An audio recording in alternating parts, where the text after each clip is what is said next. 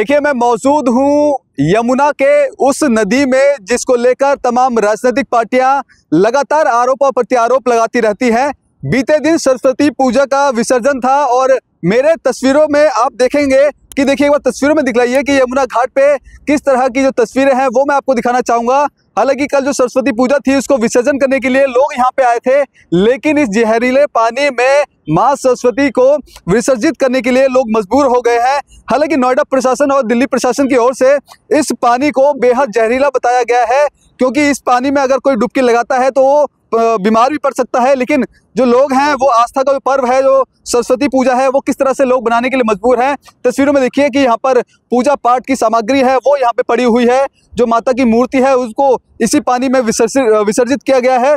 और देखिए एक दो नहीं लगभग सैकड़ों ऐसी मूर्तियां हैं। देखिए इस तरफ भी दिख रही है। कैमरा पर्सन से गुजारिश रहेगी एक बार इस साइड कैमरा कीजिए और कैमरे में दिखलाइए कि माँ सरस्वती की जो प्रतिमाएं हैं वो इस जहरीले पानी में विसर्जित करने के लिए लोग मजबूर हैं, क्योंकि केवल दिल्ली में एक ही नदी है यमुना नदी, और यमुना नदी में ही जो महापर्व कहे जाते हैं, चाहे बात छठ की कर ली जाए, चाहे गणेश विसर्जन की बात की जाए या सरस्वती विसर्जन की बात की जाए, तो यही वो जहरीले पानी में करने के लिए मजबूर हैं। और ऐसे में आपको बता दें कि कल जब सरस्वती पूजा का विसर्जन का यहाँ कार्यक्रम चल रहा था, यहाँ पे आम आदमी पार्टी की राज्यसभा सांसद स्वाति मालीवाल यहाँ पे पहुंची थी और इस पानी को लेकर के तमाम इसकी साफ सफाई को लेकर तमाम जो सवाल वो आम आदमी पार्टी की सरकार पर खड़े किए थे।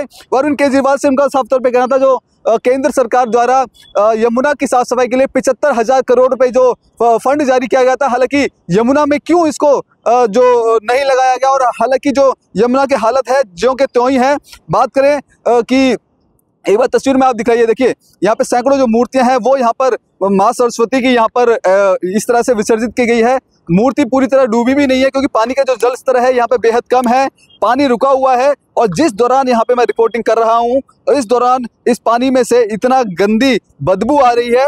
हालांकि जिस तरह से आपको बताया कि प्रशासन ने अलर्ट भी किया है कि इस पानी के अंदर डुबकी लगाना, इस पानी के अंदर जाना बेहद खतरनाक हो सकता है। और पंजाब केसरी आपको उस ग्राउंड से तस्वीरें दिखा रही है कि माँ सरस्वती की जो पूजा है किस तरह से यहाँ पे लोग कर रहे हैं। हालांकि ये प्रतिमाएं के जब लोग घर में पूजा करते हैं, एक परिवार के तौर पर माता की पूजा अर्चना की जाती है, आस्था विश्वास रखा जाता है, और ऐसे में जब विसर्जन का समय आता है तो दिल्ली वासियों के लिए केवल एक ही रास्ता बचता है, यमुना का इस जहरीले पानी में विसर्जित करना।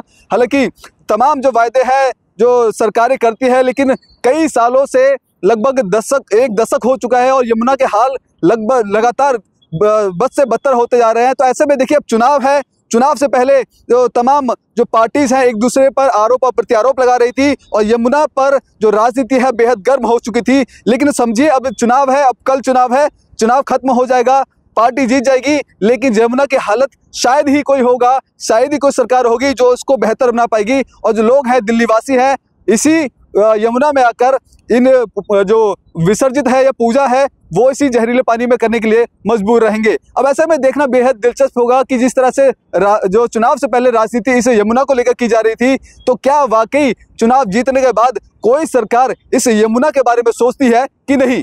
कैमरा पर्सन कमलेश कुमार के साथ मैं संदेश सक्सेना, पंजाबकेसरी.com, दिल्ली। अगर आप ताज़ा खबरों के साथ हमेशा जुड़े रहना चाहते हैं तो अभी हमारे YouTube चैनल पंजाब केसरी दिल्ली को सब्सक्राइब करें।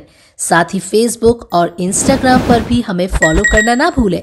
आपका समर्थन ही हमारी ताकत है। धन्यवाद।